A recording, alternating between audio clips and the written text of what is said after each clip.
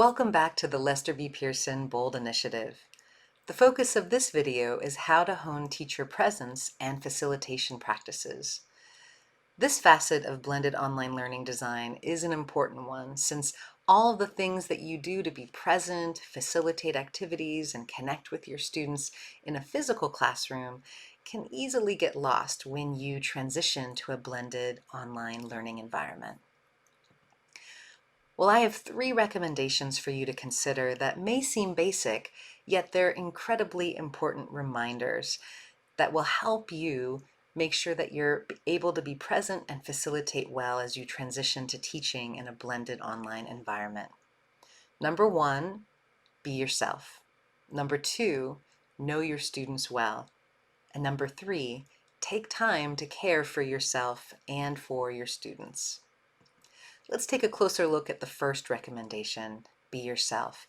This is absolutely a key part of your presence in the blended online environment.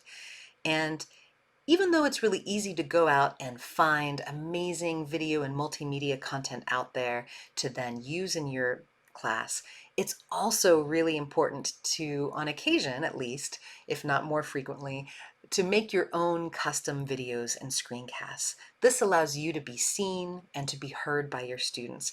And that's absolutely important for your students to really get a sense of you being present in their learning experience in a blended online environment.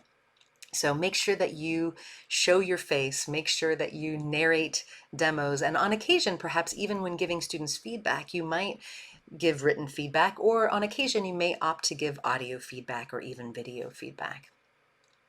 You also want to be as accessible as possible. So if students are asking you questions directly, you might want to respond back to the whole class and say, oh, somebody brought up a great question. I thought I'd do a quick screencast demo of how to solve that problem or how to think about that complex concept a little differently.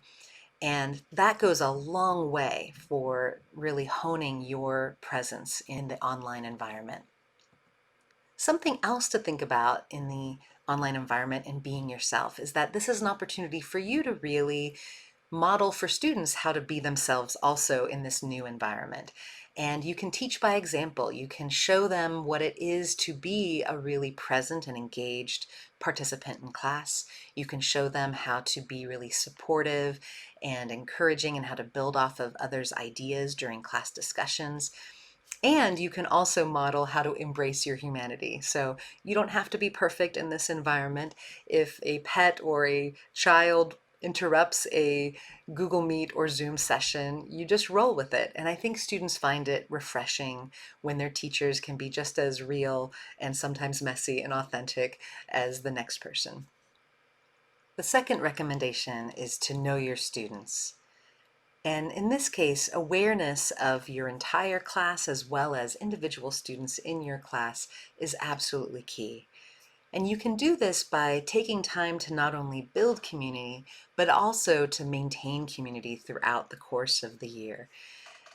You need to make time for icebreakers and energizers, show and tells, and games. These are things that also, help students de-stress and connect with each other. You can also think about designing assignments that allow students to make personal connections with what they're learning so that they can also get to know each other better in the process.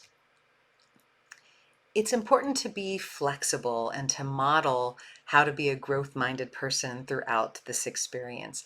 Let students know that perhaps blended online learning environments are new to you and that you're open to learning as you go and making changes and adjustments as needed, and that you're open to their ideas for doing that.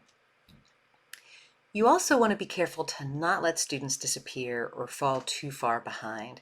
So it's important to reach out and let students know that you're aware of them, that you are giving them encouragement, and those personalized and motivational messages you share with those students really will go a long way in helping them stay engaged and invested in making progress on their learning journey.